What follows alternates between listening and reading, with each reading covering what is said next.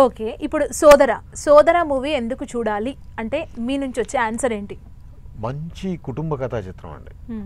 4 పాటలు, అన్నదమ్ముల అనుబంధం, ఒక వెయిట్ ఉన్నటువంటి అన్న క్యారెక్టర్, మంచి సెంటిమెంట్, మంచి లవ్ స్టోరీ.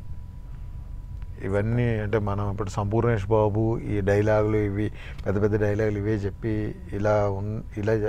ఇలాంటి క్యారెక్టర్ కొంచెం డిఫరెంట్ క్యారెక్టర్, వెయిట్ ఉన్న క్యారెక్టర్. ఒక కుటుంబంలో ఒక అన్నకు ఎన్ని బాధ్యతలు ఉంటాయి, అటు తల్లిదండ్రులు, ఇటు తమ్ముడు, ఈ ఫ్యామిలీ డ్రామా అంతా.